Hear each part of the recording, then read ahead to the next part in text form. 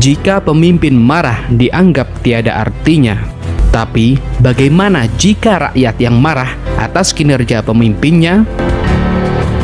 Sejarah punya amsalnya. Salah satunya Presiden Soekarno yang dimarahi oleh rakyatnya sendiri di ujung masa pemerintahannya.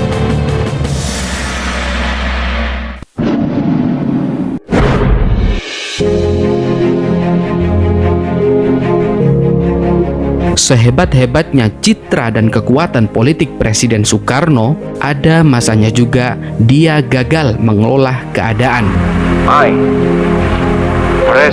Hal itu terlihat pada bulan-bulan usai meletusnya peristiwa Gerakan 30 September atau G30S yang terjadi pada tahun 1965. Alih-alih menuntaskan kasus G30S, Presiden Soekarno justru terlalu memandang enteng persoalan dengan pernyataan bahwa peristiwa itu layaknya riak-riak kecil di tengah lautan. Namun, di sisi lain, Presiden Soekarno bisa beralasan bahwa itulah caranya menenangkan rakyat dan menunjukkan bahwa dia masih mampu memegang kendali pemerintahan.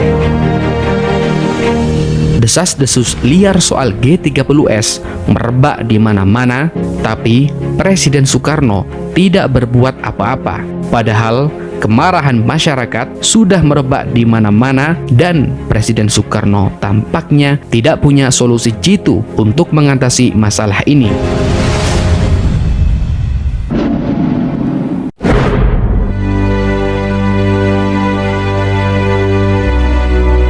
Kekacauan politik yang dibiarkan berlarut-larut itu berimbas ke ranah sosial dan ekonomi.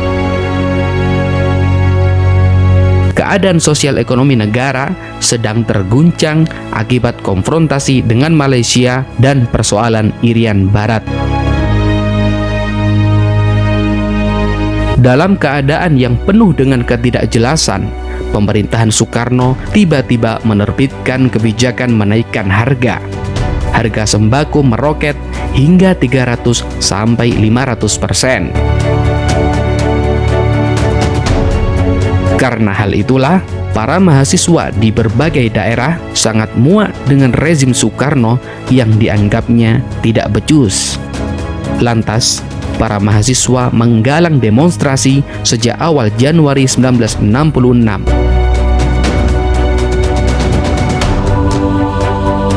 Ribuan mahasiswa bergerak ke gedung sekretariat negara untuk memprotes kenaikan harga dan mendesak pemerintah agar meninjau kembali aturan baru terkait ekonomi yang justru menimbulkan dampak buruk bagi rakyat.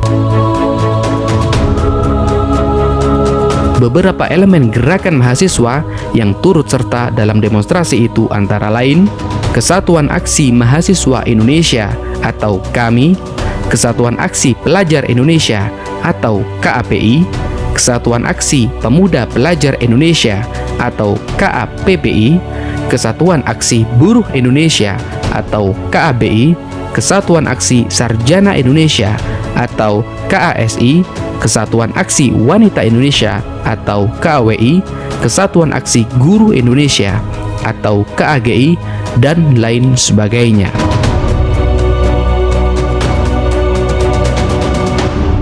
Dalam setiap aksinya, para demonstran konsisten mengajukan 3 tuntutan.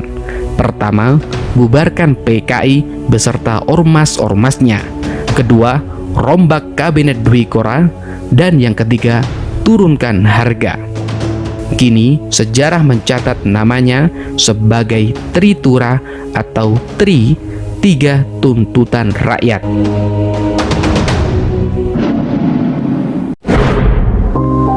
Dalam satu nafas yang tegas bertujuan agar terjamin satuan pandangan. Alih-alih merespon tuntutan para demonstran, tapi pemerintahan Soekarno justru bergeming dan berdalih, semua itu butuh waktu.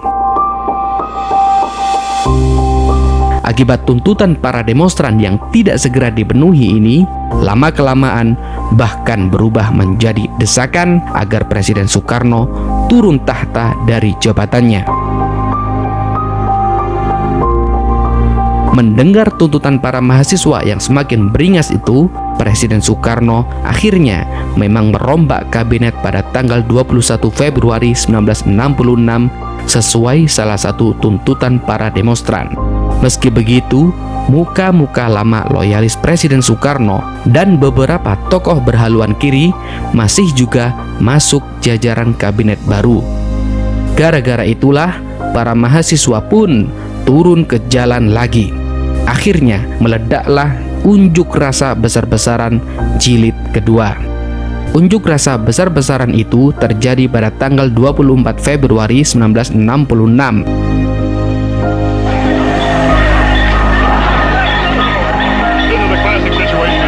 Dalam unjuk rasa itu terjadi bentrokan antara para demonstran melawan resimen Cakrabirawa atau pasukan pengawal presiden di depan Istana Negara.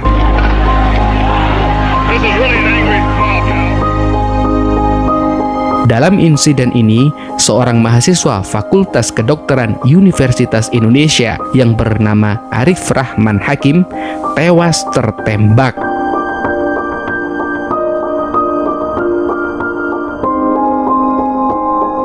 Setelah terjadinya bentrokan itu, esoknya secara langsung kami dibubarkan paksa oleh Presiden Soekarno sebagai konsekuensi atas kericuhan tersebut.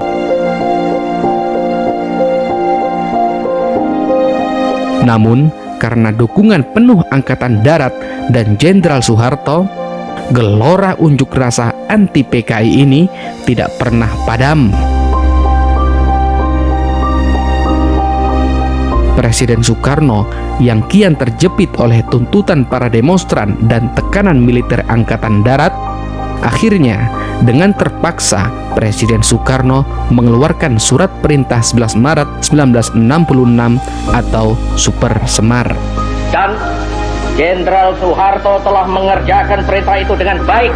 Sejarah mencatat, Super Semar itu yang nantinya justru dimanfaatkan Jenderal Soeharto untuk menggerogoti kekuasaan Presiden Soekarno, dan kian juga melengsarkan Presiden Soekarno lewat sidang istimewa MPRS yang dikenal sebagai kudeta merangkak Soeharto terhadap Presiden Soekarno.